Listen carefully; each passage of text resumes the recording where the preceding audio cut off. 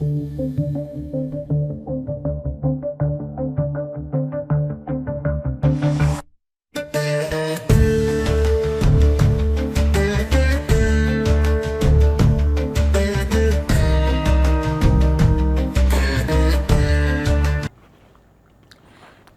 ಹರಿರಚಿಂತ್ಯ ಸರ್ವದೇವೈಕವಂದ್ಯ ಪರಮಗುರುರಭೀಷ್ಟಾವಾಪ್ತಿದ ಸಜ್ಜನಾನಾಂ ನಿಖಿಲ ಗುಣಗಣಾರ್ಣೋ ನಿತ್ಯ ನಿರ್ಮುಕ್ತದೋಷಃ ಸರಸಿಜನಯನೋऽಸೌ ಶ್ರೀಪತಿರ್ಮಾನದೋ ನಃ. ವೇದವ್ಯಾಸ ಗುಣಾವಾಸ ವಿದ್ಯಾಧೀಶತತಾಂ ವಶ ಮಾಂ ನಿರಾಶಂ ಗತಕ್ಲೇಶಂ ಕುರ್ವನಾಶಂ ಹರೇನಿಶಂ. ಅಭ್ರಮಂ ಭಂಗರಹಿತಂ ಅಜಡಂ ವಿಮಲಂ ಸದಾ ಆನಂದತೀರ್ಥಮತುಲಂ ಭಜೇ ತಾಪತ್ರಯಾಪಹಂ. ಹಿಂದಿನ ಪ್ರವಚನದಲ್ಲಿ ಸತೀದೇವಿ ರುದ್ರದೇವರ ಮಾತನ್ನು ಬದಿಗಿರಿಸಿ ಯಜ್ಞಕ್ಕೆ ತಂದೆ ನಿರ್ವಹಣೆ ಮಾಡಿಕೊಂಡಿರತಕ್ಕಂಥ ಯಜ್ಞಕ್ಕೆ ಅಭಿಮಾನದಲ್ಲಿ ಹೋಗ್ತಾಳೆ. ಹೋದಾಗ ಅಲ್ಲಿ ಯಾರೂ ಅವಳನ್ನು ವಿಶೇಷವಾಗಿ ಆಧರಿಸದೇ ಇರುವುದರಿಂದ ಅವಳು ಅಲ್ಲಿ ಯಾವ ಉಪಚಾರಗಳನ್ನು ಕೂಡ ಸ್ವೀಕರಿಸದೆ ನೇರವಾಗಿ ಆ ಯಜ್ಞವನ್ನೇ ವೀಕ್ಷಿಸ್ತಾ ಇರುವಾಗ ಒಂದು ಘಟನೆಯನ್ನು ನೋಡ್ತಾಳೆ. ಯಜ್ಞದಲ್ಲಿ ರುದ್ರದೇವರಿಗೆ ಆಹುತಿಯನ್ನು ಕೊಡತಕ್ಕಂತಹ ವಿಚಾರ ಬರ್ತದೆ. ಅಲ್ಲಿ ಆಹುತಿಯನ್ನು ಕೊಡಬೇಕು. ಆ ಸಂದರ್ಭದಲ್ಲಿ ಉಳಿದೆಲ್ಲ ದೇವತೆಗಳಿಗೆ ಆಹುತಿಯನ್ನು ಕೊಡು ರುದ್ರದೇವರನ್ನು ಬಿಟ್ಟು ಬಿಡ್ತಾರೆ. ಯಜ್ಞದಲ್ಲಿ ಆಹುತಿ ಕೊಡುವುದಿಲ್ಲ. ಹಾಗೆ ತುಂಬ ಬೇಸರ ಆಗ್ತದೆ. ಎಂತಹ ಒಂದು ಮನಸ್ಸು ಇವರದ್ದು. ಉತ್ತಮರಾದವರು ರುದ್ರದೇವರನ್ನ ಪತಿ ದಕ್ಷ ಅವರ ಅರ್ಹತೆಯಲ್ಲಿ ಎಷ್ಟೋ ಕೆಳಗಿನವರು. ನನ್ನ ತಂದೆ ಅರ್ಹತೆಯಲ್ಲಿ ಎಷ್ಟೋ ಕೆಳಗಿನವರು. ನನ್ನ ತಂದೆ ಅನ್ನುವ ಗೌರವ ಅದು ಸರಿ, ಆದರೆ ರುದ್ರದೇವರನ್ನು ಆ ರೀತಿಯಾಗಿ ಅವರು ಆಚೆ ಮಾಡೋದು ಸರಿಯಲ್ಲ. ಆ ರೀತಿ ಅವರ ಬಗ್ಗೆ ಆ ಧೋರಣೆ ಸರಿಯಲ್ಲ. ರುದ್ರದೇವರು ಅಂದರೆ ಅಪರೋಕ್ಷ ಜ್ಞಾನಿಗಳು ಅಂದರೆ ಭಗವಂತನನ್ನು ಪ್ರತ್ಯಕ್ಷೀಕರಿಸಿಕೊಂಡವರು. ಅಂತಹ ದೇವರನ್ನು ಅವಮಾನ ಮಾಡಿದರು, ಆಹುತಿ ಕೊಡದೆ. ಎಷ್ಟೊತ್ತಿಗೂ ಭಗವಂತನ ನೆರವೇರಿಕೆಯಲ್ಲಿರುವವರು. ಅವರಿಗೆ ಒಬ್ಬರನ್ನು ಎದ್ದು ನಿಲ್ಲದೆ ಅವಮಾನ ಮಾಡಬೇಕು ಅನ್ನೋಂತಹ ಅಭಿಪ್ರಾಯವೇ ಇಲ್ಲ. ಆಗ ಹೇಳಿದ ಹಾಗೆ ಅವರು ಭಗವಂತನನ್ನು ಬ್ರಹ್ಮದೇವರಲ್ಲಿ ಚಿಂತನೆ ಮಾಡ್ತಾ ಇದ್ದವರು. ಅದನ್ನು ಇವರು ತಪ್ಪಾಗಿ ತಿಳ್ಕೊಂಡ್ರು. ಅಪರೋಕ್ಷ ಜ್ಞಾನಿಗಳಿಗೆ ಒಂದು ನಿಯಮವೇ ಬೇರೆ ಉಂಟು. ಅದು ಲೋಕದಲ್ಲಿ ಎಲ್ಲರಿಗಿರತಕ್ಕಂಥ ನಿಯಮದಿಂದ ವಿಲಕ್ಷಣವಾದದ್ದು. ಅಂದರೆ ಒಂದು ಕಾಲದಲ್ಲಿ ಸ್ನಾನ ಮಾಡಬೇಕು, ಸಂಧ್ಯಾವಂದನೆ ಎಲ್ಲ ಉಂಟು. ಆದರೆ ಅಪರೋಕ್ಷ ಜ್ಞಾನದಲ್ಲಿ ಇದ್ದವರು, ಭಗವಂತನನ್ನು ಧ್ಯಾನ ಮಾಡಿಕೊಂಡಿದ್ದವರು ಆ ಸಂಧ್ಯಾ ಕಾಲದಲ್ಲಿ ಸ್ನಾನ ಮಾಡದೇ ಇದ್ದರೂ ಏನು ದೋಷ ಇಲ್ಲ ಅವರಿಗೆ. ಆನ್ಮಿಕ ಮಾಡದಿದ್ದ ದೋಷ ಯಾವುದು ಬರುವುದಿಲ್ಲ. ಯಾಕಂದರೆ ಅವರ ಮನಸ್ಸು ಭಗವಂತನಲ್ಲೇ ಇತ್ತು. ಸಂಧ್ಯಾವಂದನೆಯಲ್ಲಿ ಮಾಡುವುದೇನೋ ಭಗವಂತನ ಚಿಂತನೆ ಅಲ್ವಾ. ಹಾಗೆ ಜ್ಞಾನಿಗಳಿಗೆ ಒಂದು ನಿಯಮವೇ ಬರುತ್ತೆ. ಆದ್ದರಿಂದ ಅದನ್ನು ಪರಿಶೀಲಿಸದೆ ಕೇವಲ ರುದ್ರದೇವರನ್ನು ಅವಮಾನಪಡಿಸ್ತಾ ಇದ್ದಾರೆ. ಎಂತಹ ಅನ್ಯಾಯ ಇದು ಅಂತ ಎದ್ದು ನಿಲ್ಲಿಲ್ಲ ಅಂತ ಒಂದೇ ಸಿಟ್ಟಿನಿಂದ ಈ ರೀತಿಯೆಲ್ಲ ಅನ್ಯಾಯ ಮಾಡೋದು ಸರಿಯಲ್ಲ. ಇದು ನನಗೆ ಮೆಚ್ಚುಗೆ ಆಗೋದಿಲ್ಲ. ವೈರಾಗ್ಯ, ಹರಿಭಕ್ತಿ, ಸಮಾಭಾವನೆಗೆ ಬೆಲೆ ಕೊಡದೆ, ಅವರ ಒಳ್ಳೆಯ ಗುಣಗಳಿಗೆ ಬೆಲೆ ಕೊಡದೆ ದ್ವೇಷ ಸಾಧಿಸುವುದು ಅದು ಒಳ್ಳೆಯದಲ್ಲ, ಒಳಿತಲ್ಲ. ಈಗ ಇದಕ್ಕೊಂದು ಹೇಳೋದಾದರೆ ಜರಡೆ ಎಂತೊಂಡು, ಜರಡೆ ಅದನ್ನು ನಾವು ಧಾನ್ಯವನ್ನು ಶೋಧಿಸಲಿಕ್ಕೆ ಉಪಯೋಗ ಮಾಡ್ತೇವೆ. ಆ ಧಾನ್ಯವನ್ನು ಆ ಜರಡೆಯಲ್ಲಿ ಹಾಕಿ ಸಾರಿಸಿದಾಗ ಒಳ್ಳೆಯ ಕಾಳುಗಳೆಲ್ಲ ಕೆಳಗೆ ಬೀಳ್ತವೆ. ಆ ಜರಡೆಯಲ್ಲಿ ಕಡ್ಡಿ ಕಸ ಮಾತ್ರ ಉಳಿತದೆ. ಕಸವನ್ನು ಮಾತ್ರ ಅದು ಉಳಿಸಿಕೊಳ್ತದೆ, ಉಳಿದದನ್ನೆಲ್ಲ ಬಿಟ್ಟು ಬಿಡ್ತದೆ. ಹಾಗೆ ಅಧಮರಾದವರು ಏನು ಮಾಡ್ತಾರೆ ಅಂದರೆ ಒಬ್ಬನಲ್ಲಿರುವ ದೋಷವನ್ನೇ ಗ್ರಹಣ ಮಾಡ್ತಾರೆ, ಗುಣವನ್ನು ಹೇಗೆ ಜರಡೆ ಆ ಧಾನ್ಯಗಳೆಲ್ಲ ತನ್ನಿಂದ ದೂರ ಮಾಡಿಕೊಂಡು ಆ ಕಸಗಳನ್ನು ಮಾತ್ರ ಉಳಿಸಿಕೊಂಡಿತೋ, ಹಾಗೆ ಅಧಮರಾದವರು ಒಳ್ಳೆಯವರಲ್ಲಿ ಇರತಕ್ಕ ಗುಣಗಳನ್ನು ಗ್ರಹಿಸುವುದಿಲ್ಲ, ದೋಷವನ್ನು ಮಾತ್ರ ಗ್ರಹಿಸ್ತಾರೆ. ಹಾಗೇ ಆಯ್ತಿದು. ಅದೇ ಗೆರಸೆಯಲ್ಲಿ ಧಾನ್ಯಗಳನ್ನು ಹಾಕಿ ಕೇರ್ತಾರೆ. ಕೇರುವಾಗ ಗೆರಸೆಯಲ್ಲಿ ಕಸ ಎಲ್ಲ ದೂರ ಹೋಗ್ತದೆ, ಧಾನ್ಯ ಮಾತ್ರ ಉಳಿತದೆ.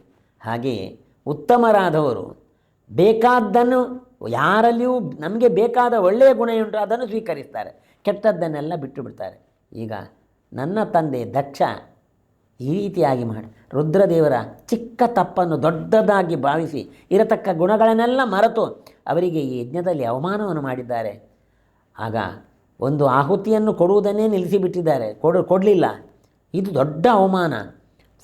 ಎಲ್ಲರೂ ಕೊಡತಕ್ಕಂಥ ಗೌರವವನ್ನು ಇವರು ಅದನ್ನು ನಿಲ್ಲಿಸಿಟ್ರು. ಇದು ದೊಡ್ಡ ಅವಮಾನ. ನಾನು ಇಲ್ಲಿ ಬರಬಾರ್ದಿತ್ತು, ನನ್ನ ಗಂಡ ಹೋಗಬೇಡ ಅಂತೇಳಿ ಹೇಳಿದರೂ ಕೂಡ ನಾನು ಬಂದೆ, ತಪ್ಪಾಯಿತು, ನಾನು ಬಂದದ್ದು ತಪ್ಪಾಯಿತು, ನಾನು ಬರಬಾರ್ದಿತ್ತು. ಆದರೆ ಯಾವ ಈ ಒಂದು ಅಕೃತ್ಯ ನನ್ನ ಕಣ್ಣ ಎದುರಿನಲ್ಲೇ ನಡೆಯಿತೋ, ಈ ಶರೀರ ದಕ್ಷ ಪ್ರಜಾಪತಿಯಿಂದ ಬಂದದ್ದು. ನನಗೆ ದಾಕ್ಷಾಯಣಿ ಅಂತ ಹೆಸರಿಟ್ಟಿದ್ದಾರೆ. ಯಾರಾದರೂ ದಾಕ್ಷಾಯಣಿ ಅಂತ ಕರೆಯುವಾಗ ನನಗೆ ಮನಸ್ಸಿಗೆ ನೋವು ಅಂತದೆ. ಯಾಕೆ ಹೇಳಿದರೆ ರುದ್ರದೇವರನ್ನು ದ್ವೇಷ ಮಾಡೋರು ದಕ್ಷ ಪ್ರಜಾಪತಿ ಅಂತ ಆದಮೇಲೆ ಆ ದಕ್ಷ ಪ್ರಜಾತಿಯ ಮಗಳು ನಾನು ಅಂತೇಳಿ ಹೇಳುವಾಗ ನನಗೆ ನೋವಾಗ್ತದೆ. ಆಗ ನಾನು ತುಂಬ ಹಿಂಸೆಯನ್ನು ಅನುಭವಿಸಬೇಕಾಗ್ತದೆ. ಆದ್ದರಿಂದ ಆ ದಕ್ಷ ಪ್ರಜಾಪತಿಯಿಂದ ಬಂದಿರತಕ್ಕಂಥ ಈ ಶರೀರವನ್ನು ನಾನು ಇಲ್ಲೇ ಮುಗಿಸಿಬಿಡ್ತೇನೆ ಅಂತೇಳಿ ಹೇಳಿ ಏಕಾಗ್ರಚಿಂದ ಯೋಗಾಗ್ನಿಯನ್ನು ಸೃಷ್ಟಿ ಮಾಡ್ತಾಳೆ. ಆ ಯೋಗಾಗ್ನಿಯಲ್ಲಿ ತನ್ನ ಶರೀರವನ್ನು ಆಹುತಿ ಕೊಡ್ತಾಳೆ. ಅಲ್ಲಿ ಅವಳ ಶರೀರ ಸುಟ್ಟು ಹೋಗ್ತದೆ, ಭಸ್ಮ ಆಗಿ ಹೋಗ್ತದೆ. ಆಗ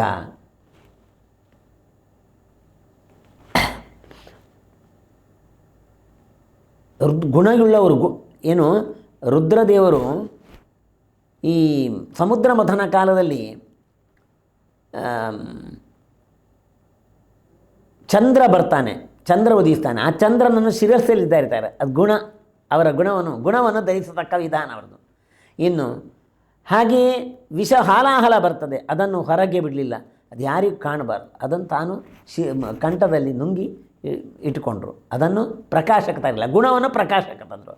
ಹಾಗೆ ಅಂಥ ಗುಣವುಳ್ಳ ರುದ್ರದೇವರು ಅವರಿಗೆ ಹೀಗಾಯ್ತಲ್ಲ, ನಾನು ಈ ತನುವನ್ನು ಬಿಡ್ತೇನೆ ಅಂತ ಅವಳ ಶರೀರವನ್ನು ಯೋಗಾಗ್ನಿಯಿಂದ ಸುಟ್ಟು ಕಳೆದುಕೊಳ್ತಾಳೆ. ಹಾಗೆ ಹಾಲು ನೀರು ಎರಡೂ ಒಟ್ಟಾಗಿರ್ತದೆ. ಆ ಹಂಸ ಹಾಲನ್ನು ಮಾತ್ರ ಸ್ವೀಕರಿಸ್ತದೆ, ಏನು ನೀರನ್ನು ಹಾಗೆ ಬಿಟ್ಟು ಬಿಡ್ತದೆ. ಹಾಗೆ ಸಜ್ಜನರು ಗುಣವನ್ನು ಮಾತ್ರ ಸ್ವೀಕಾರ ಮಾಡ್ತಾರೆ, ದೋಷವನ್ನು ಬಿಟ್ಟು ಬಿಡ್ತಾರೆ. ಆದರೆ ನನ್ನ ತಂದೆ ಹಾಗೆ ಮಾಡಲಿಲ್ಲ, ದೋಷವನ್ನು ಗ್ರಹಿಸಿ ನನ್ನ ಗಂಡನನ್ನು ಅವಮಾನ ಮಾಡಿದರು. ಅದರಿಂದ ಆ ಅವಮಾನ ಮಾಡಿರತಕ್ಕಂತಹ ಆ ಒಂದು ದಕ್ಷ ಪ್ರಜಾಪತಿಯಿಂದ ಬಂದಿರತಕ್ಕಂಥ ಈ ಶರೀರವನ್ನು ನಾನು ಯೋಗಾಗ್ನಿಯಲ್ಲಿ ಸುಟ್ಟುಕೊಳ್ತೇನೆ, ಸುಟ್ಟುಕೊಂಡು ಬಿಟ್ಟಳು. ಅವಳಿಗೆ ಆ ದಾಕ್ಷಾಯಣಿ ಹೇಳುವಾಗ ಮನಸ್ಸಿಗೆ ನೋವಾಗ್ತದೆ. ಆ ನೋವನ್ನು ಯಾವಾಗಲೂ ನಾನು ಅನುಭವಿಸಬಾರ್ದು, ಅದಕ್ಕೆ ಈ ಶರೀರವನ್ನು ಅವರಿಂದ ಬಂದ ಶರೀರ ನನಗೆ ಬೇಡ ಅಂತ ಶರೀರವನ್ನು ದಹಿಸಿಕೊಂಡು ಬಿಡ್ತಾಳೆ. ಆಗ ಈ ವಿಷಯ ರುದ್ರದೇವರಿಗೆ ಗೊತ್ತಾಗ್ತದೆ.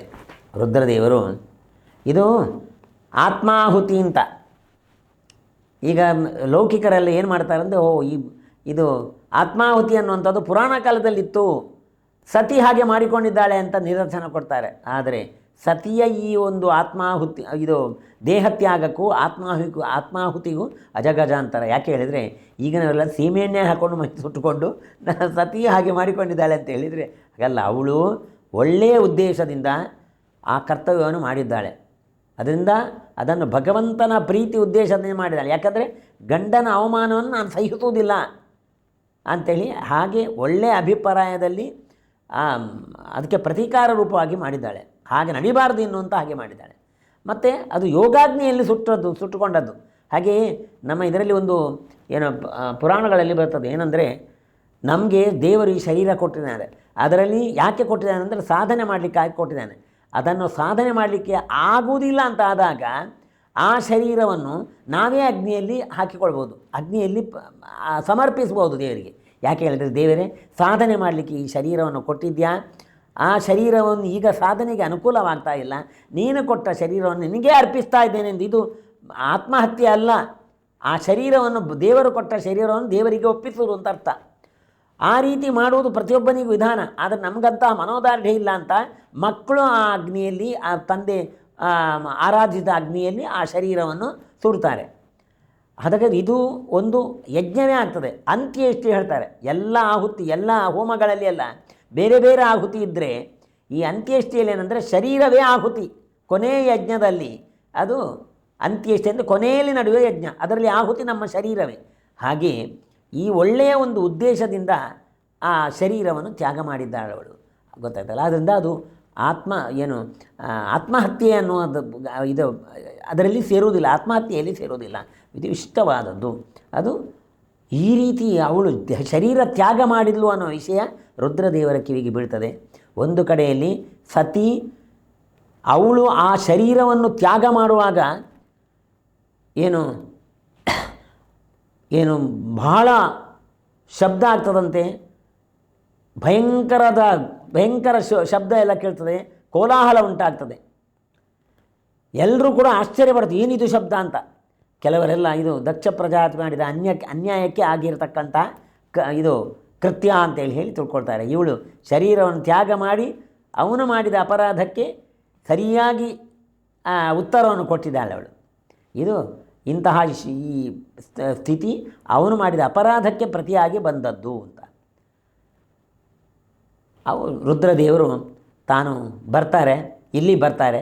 ಬಂದು ತನ್ನ ಒಂದು ಜಡೆ, ಆ ಜಡೆಯನ್ನು ಸಿಟ್ಟಿನಿಂದ ಬಡಿತಾರೆ.